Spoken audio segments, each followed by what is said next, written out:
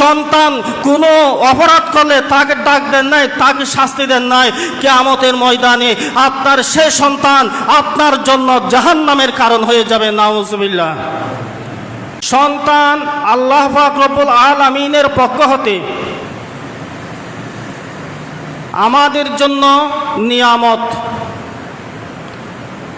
সন্তান হচ্ছে আল্লাহর পক্ষ থেকে বান্দার জন্য নিয়ামত। আবার সন্তান হচ্ছে আল্লাহর পক্ষ থেকে বান্দার জন্য আমানত। নিয়ামত এবং আমানত দুটোটা একসাথে। শরীয়ত আপনাকে দেখাই দিয়েছেন আপনার সন্তানকে কিভাবে মানুষ করবেন, আপনার সন্তানকে কিভাবে লালন পালন করবেন, এটা শরীয়ত আপনাকে শিক্ষা দিয়েছেন। আমাদের একটা প্রবাদ বাক্য আছে, স্বাধীনতা অর্জন হচ্ছে স্বাধীনতা রক্ষা করা কঠিন। সন্তান জন্মদানের চেয়ে সন্তানকে লালন পালনের মতো লালন পালন করা কঠিন।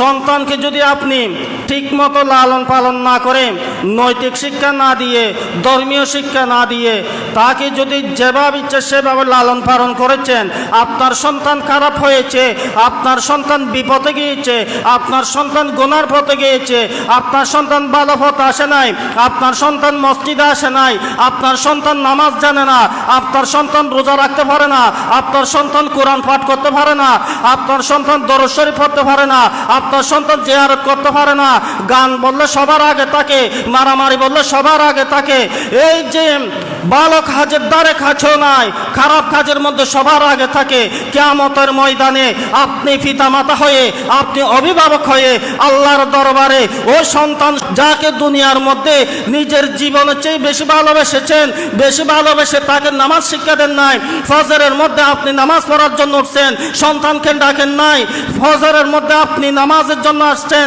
সন্তানকে মসজিদে আনেন নাই, সন্তানকে নামাজের শিক্ষা দেন নাই, সন্তানকে রোজার শিক্ষা দেন নাই, সন্তান কোনো অপরাধ করলে তাকে ডাক দেন নাই, তাকে শাস্তি দেন নাই, কিয়ামতের ময়দানে আপনার সে সন্তান আপনার জন্য জাহান্নামের কারণ হয়ে যাবে। নাউজুবিল্লাহ। সন্তান লালন পালন করা ইসলামের মধ্যে অনেক একটা গুরুত্বপূর্ণ দায়িত্ব।